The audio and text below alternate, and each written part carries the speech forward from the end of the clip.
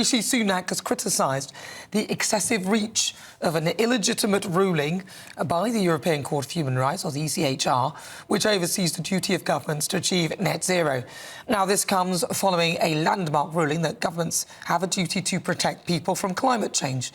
The Prime Minister's comments are expected to fuel continuing speculation that the Conservative Party will include pulling out of the ECHR in their manifesto. So welcome again to my clashes, former Labour Party advisor Matthew Larser, and also businessman and activist Adam Brooks. Adam Brooks, I'm coming to you first. Sorry. It's the aircon. So what do you think? Do you think Rishi's right and the Tory manifesto should say that we should be pulling out of the ECHR? I don't believe a word Rishi Sunak says. I do not believe he has any intention of leaving the ECHR. It is my opinion that we should leave the ECHR. It is neither what it was set up for after a World War II, and I believe it has manifested into something that is a monster now. Like the EU grew into something what it shouldn't have been. I believe the ECHR now believes it can set law rather than interpret law. And I mean, we've seen the recent ruling of the climate change madness in Switzerland. They've used Article 8, which wasn't designed for anything like climate change. So it's being abused. Their legislation is being abused by lawyers to use it against things that it's not meant to be used for. Can you clarify Article 8? A lot of people will be asking. They've used Article 8. Article 8, yeah, I'm not a lawmaker, but I've read that Article 8 was used here to force governments to do more to protect their people on climate change.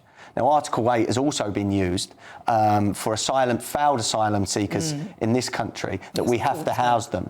So there's such a broad... How can it be used for housing of asylum seekers and also for climate change? I mean, this court is... a British judge in Strasbourg has already said that it's gone beyond its remit.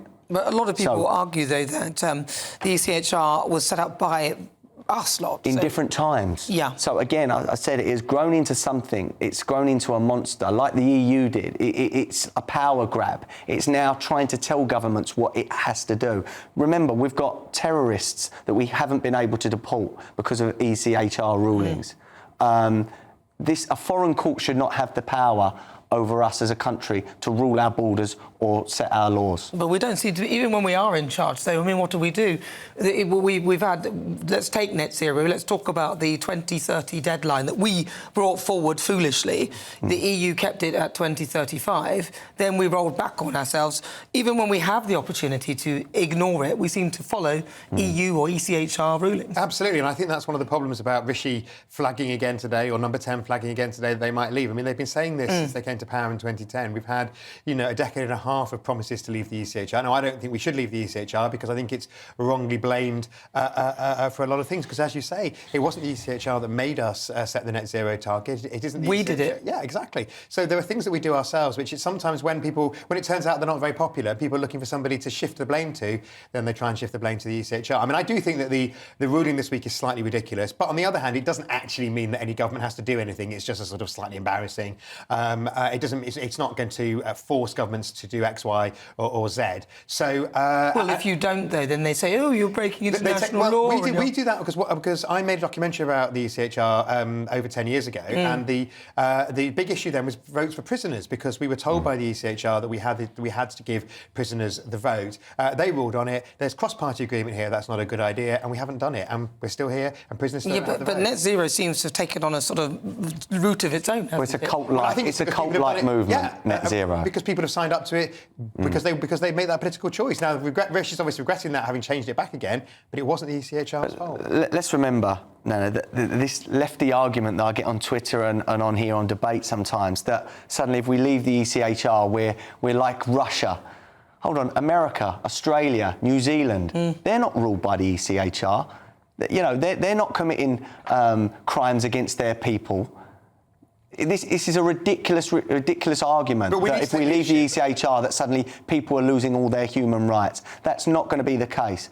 We can bring it in-house. We're a civilised country. We do not need a foreign court telling us what we can and can't do. How can we not deport a dangerous terrorist because a foreign court, a judge that we don't even know, never met, says... Well, there is a British judge serves on it at all times. It's not a foreign court, it's an international court of which we've signed up to and we play our part in. I mean, I think we need to make sure British politicians take responsibility for what happens at home. I know what you mean about Australia and the States, but I think there are some human rights in the States that I would actually quite like it if they had some recourse to the ECHR. And the key thing is, in Europe, we need to show leadership, and that's not the EU, that's Europe as a continent, because this is what Churchill set up after the Second World War. Different times, Matthew. Well, I think we can certainly look at reform of the European Convention on Human Rights. I think, and if we were playing a more active part and not saying we're in, we're out, and never actually leaving, maybe we could do that. It's like the EU never wanted to negotiate with Cameron back in the day. It's all right saying this. These organisations do not want to negotiate. They do not want to give power away. All they want is more power. I don't think they want to negotiate with people who want to pull out, and that was the issue with Cameron, and that would be the issue with the European Court now. But I think, going back to Sunak, he's never going to leave the ECHR. That, absolutely. He can put it in, I don't think he should be the candidate that takes us into a general election. I honestly do believe, and you're going to disagree, that if we went with someone like Suella Braverman and we went heavy on immigration, said that it's a promise that we're going to leave the ECHR, the polls would tighten considerably. But at the moment, no one believes a word Rishi Sunak says, and every day these polls are going to get worse and worse, and they're going to be annihilated at the next election. So they've got a decision to make. On the outcome. I mean, if they went for Suella, I think they would win some support back from reform, and they might lose a little bit on the other side of the equation to the Lib Dems. Probably it might be a net increase. I think the problem with Rishi is he's trying to be all things to all people, and he's not keeping either the right of the party or the left. He makes promises that he cannot keep, and he's done that since his leadership campaign. Absolutely. Well,